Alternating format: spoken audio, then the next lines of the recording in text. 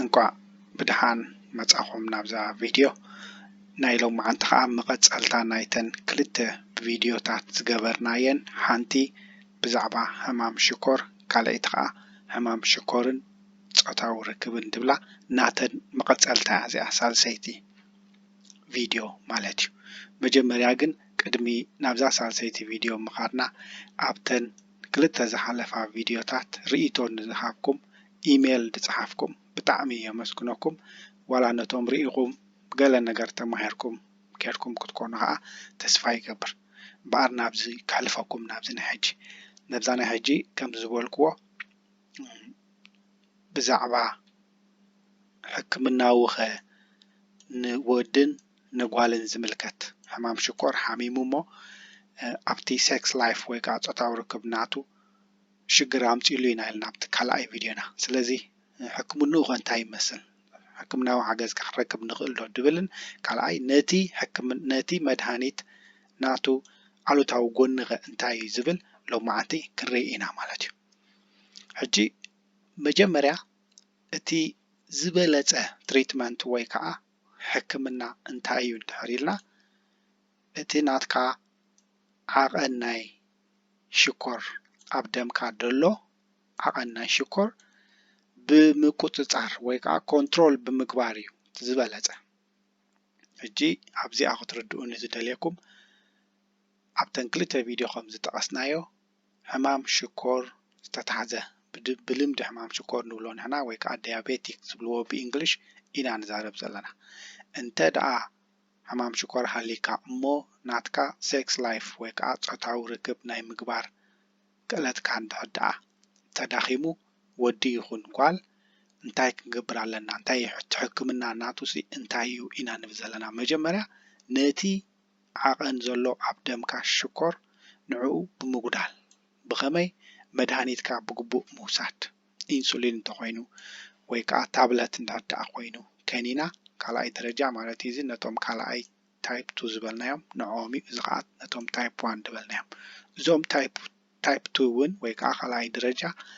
መርፍእ እውን ክእዘዘሎም ይኽእል እዩ ድውጋእ ማለት እዩ ኢንሱሊን ክእዘዘሎም ይኽእል እዩ እንተ ደኣ እዚ ከኒና ዘይሰርሕ ኮይኑ ምስኦም ማለት እዩ ስለዚ ኢት ዲፐንድስ ከኒና ጥራይ ክትከውን ትኽእል ታይፕ 2 ኮንካ ካልኣይ ደረጃ ወይ እውን ከኒናን መርፍእን እውን ክትከውን ትኽእል ስለዚ ኢት ዲፐንድስ ካብ ሰብ ናብ ሰብ ይፈላለ ማለት እዩ ስለዚ እቲ ቤስት ዌይ ትሪትመንት እንታይ እዩ እንድሕር ኢልና ዝበለጸ ነቲ ናይ ሴክስ ላይፍ ናትና ወይ ከዓ ጾታዊ ርክብ ናይ ምግባር ኣፌክትድ ኮይኑ እንዲና ኢልና ኣብቲ ካልኣይ ቪድዮና ንዕኡ ብኸመይ ንዕርዮ ኢና ንዘለና መጀመርያ እቲ ናትካ ብለድ ሹገር ኮንትሮል ትገብሮ በመጋግብኻ ተመሓይሽ ኤክሰርሳይዝ እናገበርካ ተመሓይሽ እዚ እንድሕር ጌርካ እንታይ ትከላኸል ኣለኻ ነቶም ነርቭ ናትካ ወይ ከዓ መልእኽቲ ዘበፃፅሑ ንዕኦም ካብ ምጉዳእ ተድሕኖም ኣለኻ እንድሕር ደኣ እቲ ናትካ ሽኮር ዓቐን ኣጉዲልካዮ ማለት እዩ ከምኡ እውን እቲ ናትካ ሴክስ ላይፍ ከዓ ምፁ ኢምፕሩቭ ይገብር ወይ ከዓ ይስተኻኸል ማለት እዩ ስለዚ እቲ ቤስት ዌይ ሕማም ሽኮርያ ዘለዎ ሰብ እሞ ኣብ ስጋዊ ርክብ ፀገም ዘለዎ ሰብ እቲ ናይ ሽኮር ዓቐኑ እቲ ግሉኮስ ድበልናዮ ኣብ ካልኣይ ቪድዮና ንዕኡ እንድሕር ደኣ ተቆፃፂርዎ እዩ ዝበለፀ ማለት እዩ መድሃኒቱ እንዳወሰደ ቀፃሊ ከዓ ቼክ እንዳገበረ ደሙ እንድሕር ከይዲ እዩ ነቲ ናይ ስጋዊ ርክብ ፀገም ኣምፂሉ ዘሎ ናብ ንቡር ክመልሶ ዝኽእል ሕጂ ምናልባት ንመዘኻኸሪ ዝኸውን ኣብቲ ቀዳማይን ካልኣይን ቪድዮና እንታይ ኢልና ነርና ሕማም ሽኮር መድሃኒት የብሉን ኢልና ኣይጠቐስናን ነርና እንታይ ኢና ኢልና ጥራይ እንታይ እዩ ሕማም ሽኮርን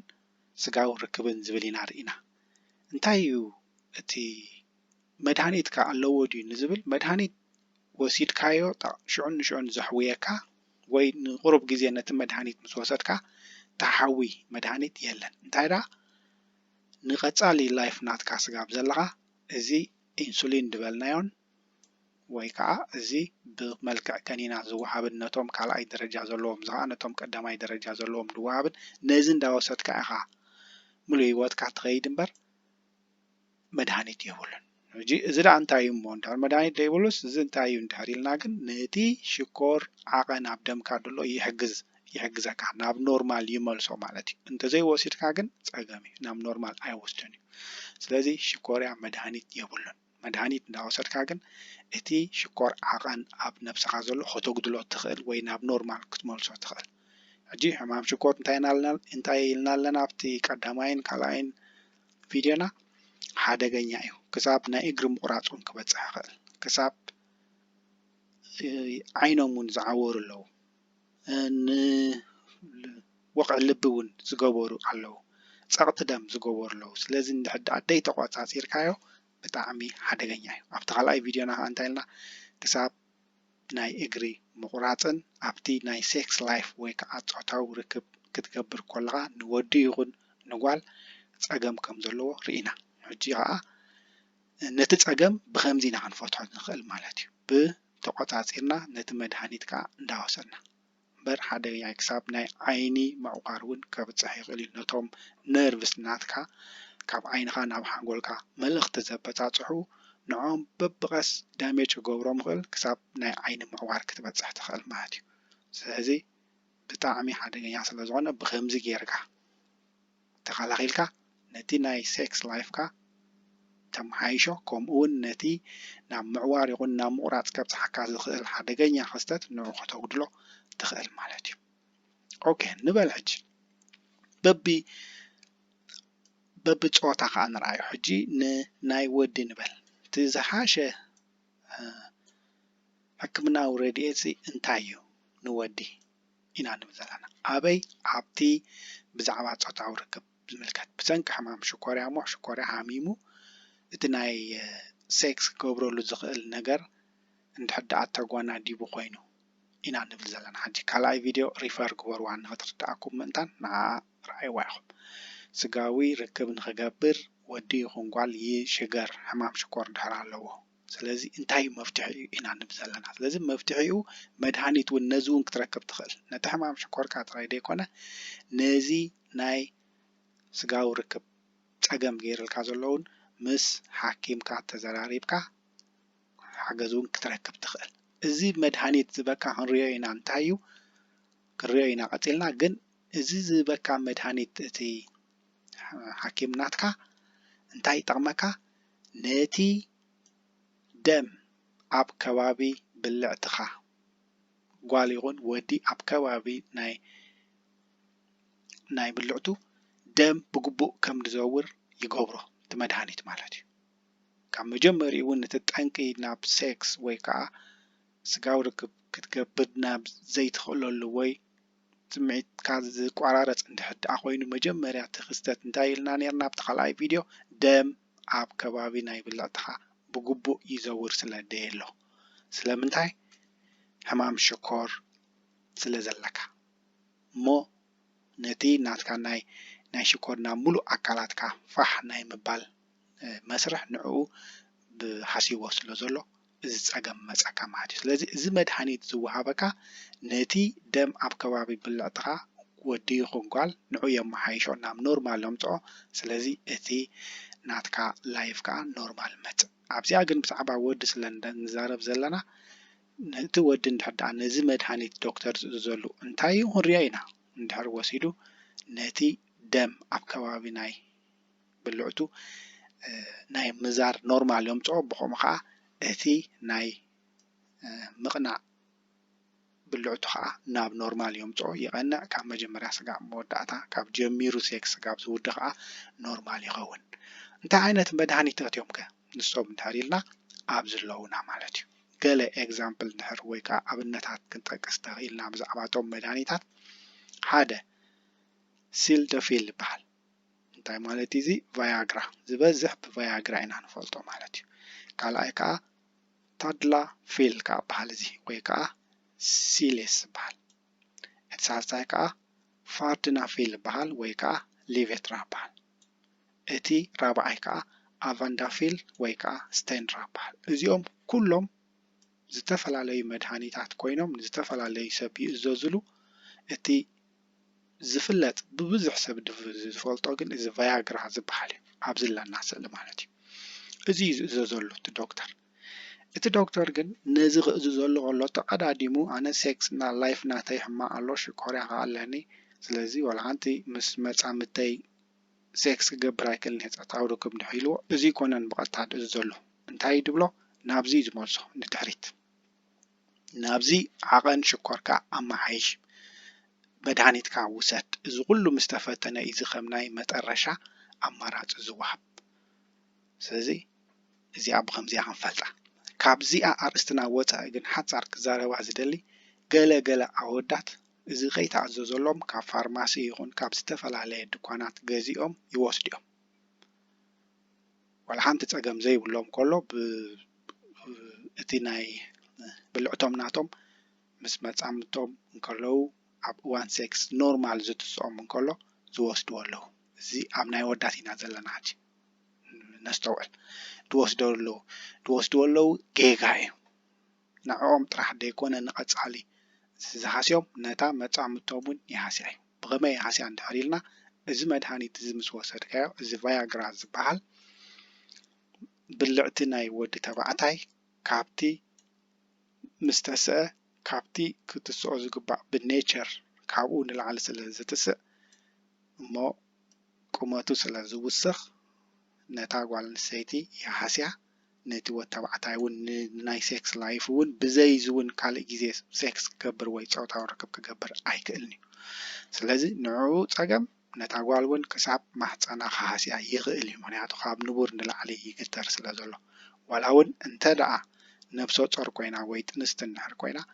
ክሳብ ጥንሲ ናይ ምንፃል ትበፅሓ ኣለዋ ስለዚ ነወዳት እዚኣ መልእኽቲ ከይተኣዘዘልካ ነዚ ክትወስድ የብልካን ብጣዕሚ ሓደገኛ እዩ እንድሕር ሓንሳብ ነዚ ጀሚርካ ክትወስዶ ከዓ ኣብ ቀፃሊ እውን ብዘይዚ ዋላ ሓንቲ ክትገብር ኣይትኽእልን ኢኻ ስለዚ እዚኣ ክንጥንቀቕ ኣለና ማለት እዩ ካብ ርእስትና ወፃኢ ኣስያ ኦኬ እጂ እዚ መድሃኒታት እዚ ኸ ንዝኾነ ሰብ ይሰማምዖ ድዩ እንድሕር ኢልና ከዓ እዚ መድሃኒት እዚ ንዝኾነ ሰብ ኣይሰማምዖን እዩ ንዝኾነ ሰብ ኣይሰማምዓን እዩ ብፍላይ ፀቕጢ ደም ንዘለዎም ማለት እዩ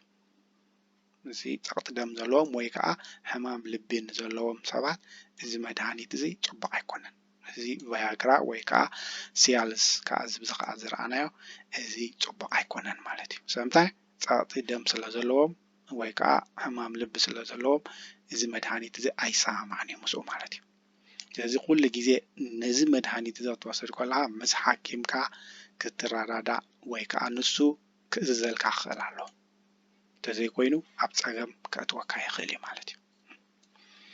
ካልእ ኣማራፂ እንታይ ኣለዎ ብጀካ እዚ መድሃኒት እጂ ኣብ ናይ ኣወዳት ኢና ዘለና ርእስትና ኣብዚኣ ኣስተውዕሉ ካልእ ኣማራፂ እውን እዚ ሜካኒካል ሜተድ ዝበሃል ኣሎ እዚ ከመይ ዝሰርሕ እንድሕር ኢልና እዚ እቲ ሜካኒካል ሜተድ ድበልናዮ ወይ ከዓ እንታይ ይብልዎ ፓምፕ ይበሃል ቫኪዩም ፓምፕ ይበሃል ያለታ ቫኪዩም ፓምፕ ይበሃል እዚ እንታይ ይሕግዝ ዙሮት ናይ ደምካ ዙሮት ናይ ደም ናብ ከባቢ ብልዕትኻ እንታይ ይገብሮ ሓፍ የብሎ ይውስኽ ስለምንታይ ከዓ ናይ ሴክስ ላይፍ ናትካ ኣፌክትድ ኮይኑ ዘሎ ኢልና ዘለና ዋሕዚ ደም ስለዘየለ ብሰንኪ ሕማም ሽኮርያ ኢና ኢልና ዘለና እዚ ከዓ ናብኡ ካብቲ ካልእ ኣካላትካ ናብቲ ብልዕትኻ ደም ናብኡ ከም ዝውሕዝ ይገብር እዚ መሳርሒ እዚ ማለት እዩ እዚ ቫኪዩም ፓምፕ ዝበልናዮ ማለት እዩ ከምዚ ይመስል እጂ እዚ ኣትዩ ከሎ እዩ እዚኣ ግን እታ መሳርሒት እዛ ንሪኣ ዘለና እዚኣ እያ እታ መሳርሒት ኣብዚ ዝቕፅል ስላይድ ክርያ ኢና ኣብዚ ግን ሓፃር እንዳር ክገልፀልኩም ኮይነ እዚ ደቂሱ ከሎ እዩ ንበሎ እቲ ብልዕቲ ናይ ወዲ ተባዕታይ ስለዚ እዚ ቅድሚ ፆታዊ ርክብ ምግባሩ ነዚ መሳርሒ እዚ ኣምፂኡ ኣብቲ ብልዕቱ ወይ መትልኡ የእትዎ ምስ ኣእተዎ ሽዑ በዚ ፓምፕ ይገብሮ ፓምፕ ማለት ከም ምንፋሕ ዝዓይነቱ ይነፍሖ ሕጂ ይንፋሕ ማለት ዘይኮነ ተኣየር ይኣትዎ ዘይኮነ ደም ይደምፃሉ ስጋብ ኣጥቢቑ ድሕዞ ኣብዚ ኢና ቁርብ ንነፍሖ እምበር ኣየር ንህቦ ሽዑ ብዚ ምስ ገጠመ ግን ኣብዚ ኣብ መወዳእታ ናይቲ ብልዕቱ ምስ ገጠመ እዚ ናቱ እዩ እዚ ንሪኦ ዘለና ኣብዚ ፕላስቲክ ምስ ገጠመ ግን እቲ ደም ናብዚ ክመፅእ ይጅምር ማለት እዩ ሽዑ ከምዚ ይኸውን ከምዚ ምስ ኮነ ከዓ ተሲኢሎ ወይ ንሴክስ ንገብር ሬድ ሎ ማለት እዩ እዚኣ የውፃ ካብዚ ትወፅያ እዚኣ ትወፅእ ካብ ዘላ ትወፅእ እዚ ግን ኣብኡ ተርፍ እዚኣ ኣብዚኣ ንሪኣ ዘለና ፕላስቲክ ኣብኡ እዚኣ ማለት እዩ ኣብዚ ትተርፍ ሴክስ ገይሩ ምስ ወድአ ሽዑ ትወፅእ ኣብዚ ክንሪኣ ኢና እዚኣ ነላትኩም ኣብዚ ቁፅርታት ይረኣየና ኣሎ ኣብዚ ኖርማል ከሎ እዩ እዚ የእትዩ ፓምፕ ምስ ገበሮ ከዓ እዚ ፕላስቲክ ዝብዚ ቀጥ ኣቢሉ ሒዙ ደም ካብቲ ካልእ ኣካላቱ ናብዚ ከም ዝውሕዝ ይገብሮ ማለት እዩ ምስ ወሓዘ እቲ ደም ሽዑ ይቐንዕ መትልኡ ትኽብል ንሴክስ ድልው ኣሎ ወይ ንፆታዊ ርክብ ድልው ይኸውን ማለት እዩ ስለዚ እዚ እውን ኣማራፂ ኣሎ እንታይ ካልእ ኣማራፂ ኣሎ ንዝበልናዮ ብጀካ እዚ መድሃኒት እዚ ካልእ ኣማራፂ እንታይ ኣሎ ንዝበልናዮ እዚ እውን ኣሎ እዚ እንታይ ይብልዎ ቫክዩም ፓምፕ ይብልዎ ማለት እዩ ኦኬ ንቐፅል ኣብዚ ኣብ ኣዋልድ ከ ንበል ኣብ ኣዋልድ እንድሕር መፂና ከዓ ኣብቲ ካልኣይ ቪድዮና እንታይ ኢልና ነርና እንድሕር ደኣ ሕማም ሽኮርያ ኣለዋ ኮይኑ ሓንቲ ጓል ብልዕታ ናይ ምንቃፅ ተኽእሎ ኣለዎ ኢልና ነርና ይነቅፅ ምክንያቱ ስለምንታይ ልክዕ ከምቲ ናይቲ ወዲ ደም ዋሕዚ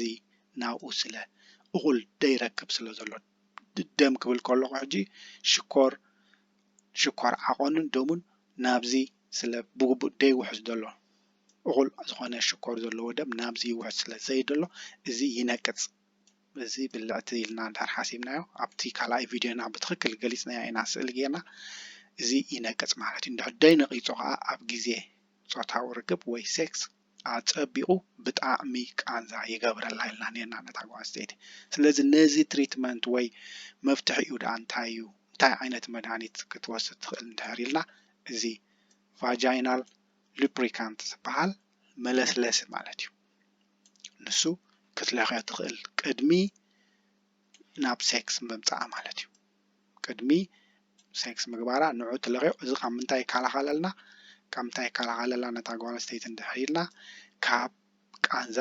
ይከላኸለላ የጉድሎ ነቲ ቃንዛ ምክንያቱ ነቒፁ እዩ ዘሎ ኢልና ነርና ኢና ድርቀት ገይሩ ድሕሪ እዚ ተለኺዩ ግን